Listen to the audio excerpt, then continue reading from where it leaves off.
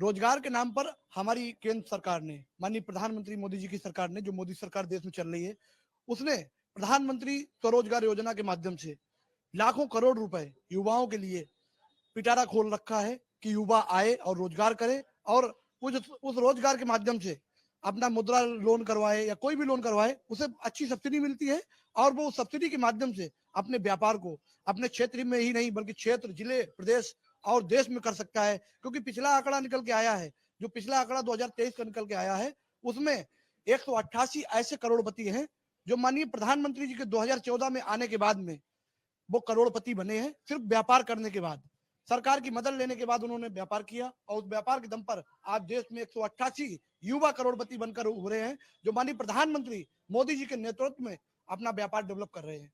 आप कह रहे हैं, और मैं आप लोग ना मुझे इशारा कर देना जहां आपको अपनी बात बोलनी हो या आपको किसी की बात खारिज करनी हो, काटनी हो, बजाय इसके कि बहुत तीखी बहस हो जाए। इन्होंने कहा कि युवाओं को व्यापार के अवसर मिल रहे हैं सरकार में और युवा बड़ा संतुष्ट है, सहमत हैं? सब फर्जी है, फर्जी बातें हैं, इनके पास कोई काम नहीं है, सिर्फ जमीन पे कुछ नहीं है। कन्नौज में 5 सालों में बताएं क्या काम हुआ? कोई काम नहीं हुआ। माननीय सुब्रत पाठक जी हैं सांसद, क्या काम करवाया कन्नौज में? माननीय अखिलेश यादव जी की देन है कन्नौज में जितना भी काम हुआ है, चाहे वो मेडिकल कॉलेज हो, कैंसर संस्थान हो, चाहे हृदय रोग संस्थान हो, तमाम ऐसे प्रोजेक्ट हैं। बंद पड़ा है परफ्यूम पार्क, बंद पड़ा है। ठटिया मंडी अभी जाने कितने धरना प्रदर्शन किए समाजवादी पार्टी ने, तब ठटिया मंडी शुरू हुई। कोई काम नहीं हो रहा इनकी सरकार में, सब फर्जी बात है। जी, आपका नाम साहब? दिलशाद हुसैन। जी, दिलशाद जी ने कहा, आप इशारा कर रहे थे, आप उसमें जोड़ना, घटाना या और बढ़ाना चाह रहे हैं? हम सबसे पहले आपको धन्यवाद देते हैं, आपके चैनल को। दूसरी बात जो उन्होंने कहा युवाओं को रोजगार दिया, अच्छी बात है।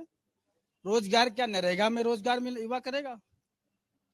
जो बीटीसी बीएड इंजीनियरिंग का कोर्स करने के बाद अगर वो नरेगा में कार्य करेगा, वही अगर रोजगार है, तो ऐसे रोजगार हमें नहीं चाहिए। हाँ, आपका भी। और जैसे आप लोग इशारा कर रहे हो ना, एक-एक करके। जैसे हमारे बड़े भाई सॉरी भाई ने बताया कि सांसद जी, मैं डिम्पल यादव सांसद के 5 कार्य पूछना चाहता हूं उनसे। मुख्यमंत्री अखिलेश यादव ने किया, बताया, सांसद डिम्पल यादव के 5 कार्य बताएंगे।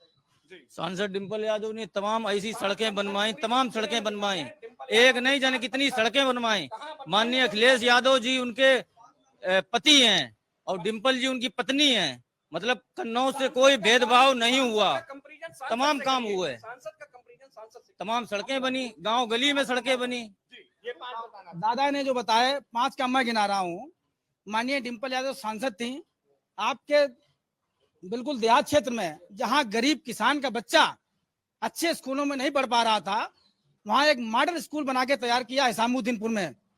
दूसरा, डिम्पल जी के नाम से जो एम्बुलेंस आज भी चल रही है मेडिकल कॉलेज में, एक उन्होंने यहाँ फैक्ट्री लगवाई थी मेरे कॉलेज में, सैनिटरी वेयर। आप 5 काम की बात करते हो, मैं आपसे 2 काम सांसद सुब्रत पाठक जी के पूछना चाहता हूं कि आप वो 2 काम गिना दीजिए जो माननीय हमारे सांसद जी हैं, जो उन्होंने कराए हैं। मैं आपको धन्यवाद देना चाहता हूँ, वो 2 काम गिना दीजिए। चलिए, मैं एक-एक करके, साहब आप भी इशारा कर रहे हैं। एक तो पहला काम, जैसा कि भाई ने बताया कि सांसद जी के 2 काम। पहला काम, बड़े भाई काबिल अपने बड़े भाई को मैं बता देना चाहता हूं, पहला तो इत्र पार्क क्या समाजवादी पार्टी की देन है? माननीय सांसद जी सुब्रत पाठक की ही देन इत्र पार्क है। संसद में सांसद जी ने ही उसे मुद्दा उठाया, तब उसका कार्य हो रहा है। दूसरा, जितने भी आईआईटी और पॉलिटेक्निक कॉलेज आपके बने, सभी में छात्रावास बने, वो भी सांसद जी के द्वारा ही कराए गए कार्य हो रहे हैं। इसके आप तथ्य इसके जानिए आप।